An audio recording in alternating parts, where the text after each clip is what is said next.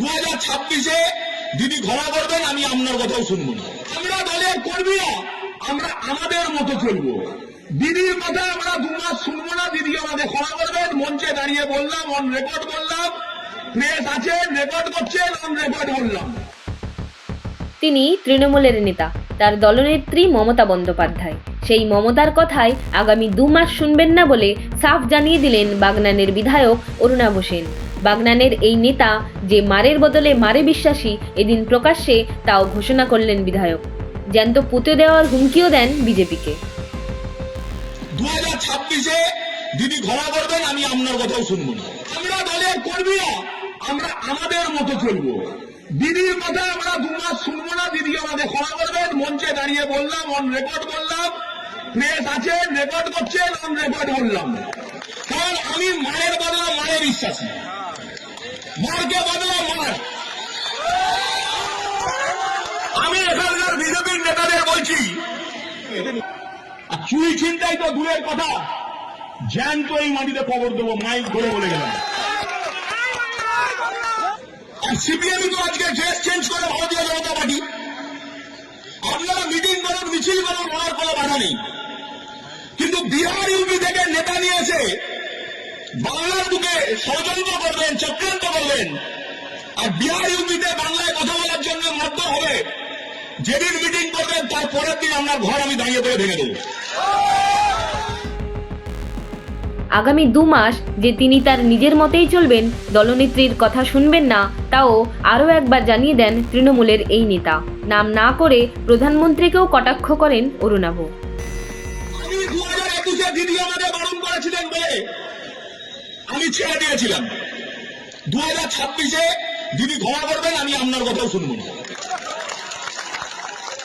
2026-এ আমরা দলের কর্মীরা আমরা আমাদের মতো চলবো। দিদির কথা আমরা 2 মাস শুনবো না। দিদি আমাদের ক্ষমা করবেন, মঞ্চে দাঁড়িয়ে বললাম, অন রেকর্ড বললাম, প্রেস আছে রেকর্ড করছেন, অন রেকর্ড বললাম। তার কারণ বারের একটা সীমা আছে, নোংরামির একটা সীমা আছে। চোর ছেচররা বিজেপি করবে, চুল্লু ব্যবসায়ীরা বিজেপি করবে, আর চুরি ছিনতাই তো দূরের কথা, জ্যান্ত এই মাটিতে কবর দেবো, মাইক ধরে বলে গেলাম। তার কারণ এটা চলতে পারে না। আমার এলাকার একজন পরিযায়ী শ্রমিক উড়িষ্যায় কাজ করতে যাবেন, ইউপিতে কাজ করতে যাবেন, বিহারে কাজ করতে যাবেন, ভারতীয় জনতা পার্টি বাঙালি নিধনের নামে তাদের উস্কে তাদের মারধর করবেন, কাউকে রাতের অন্ধকারে বাংলাদেশ বর্ডারে পাঠিয়ে দেবেন প্রসূতি মহিলাকে, আর আপনি এখানে এসে বড় বড় পাতলা মারবেন। ভুলে যাবেন না, বাঙালিতে কিন্তু একজন জন্মেছিল, তার নাম নেতাজি সুভাষচন্দ্র বসু। বাঘাযতীন ক্ষুদিরাম বসুর প্রসঙ্গ টেনে এনে তৃণমূলের এই বিধায়ক মার্কা বদলা মারের দাওয়াইও দিলেন। এটা মাথায় রেখে এরপর থেকে বাংলায় আসবেন।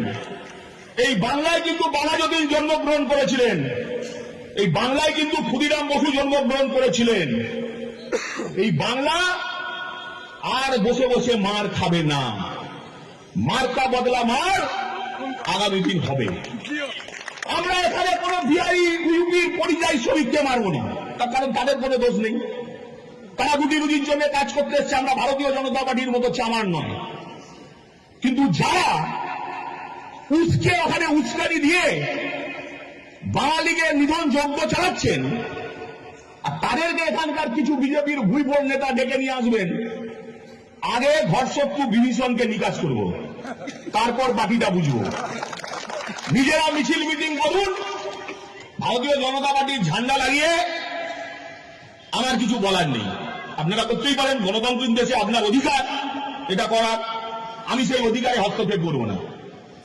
কিন্তু যখন ইউপি বিহার থেকে নেতা নিয়ে এসে এখানে উত্তপ্ত করতে চাইবেন, আর সেটা আমার বাঙালি সেন্টিমেন্টের ব্যাপার, সেই বাঙালি সেন্টিমেন্ট থেকে যে উত্তর দেওয়ার আগামী দিন পেয়ে যাবেন। আমি আশা করবো আপনাদের শুভ বুদ্ধি জাগ্রত হবে, আপনাদের নেতাদের জাগ্রত হবে, আপনারাও ভালো থাকবেন, আর আমাদেরও মাথা ঠান্ডা রাখার সুযোগ করে দেবেন। ফিবারই ভোটের সময় উত্তপ্ত হয়ে উঠেছে বাংলা। তৃণমূল জমানায় গণতন্ত্রের উৎসব পরিণত হয়েছে কার্যত রক্তের হোলি খেলায়। রাজনৈতিক মহলের মতে সেই মারদাঙ্গার রাজনীতিতে ইন্ধন জুগিয়েছেন অরুণাভর মতো তৃণমূলের নেতারা। এবারও যে তার অন্যথা হবে না, প্রকাশ্য জনসভায় অরুণাভর এমনতর উস্কানিমূলক মন্তব্যই তার সবচেয়ে বড় প্রমাণ। সংবাদ টুডে নিউজ ব্যুরো।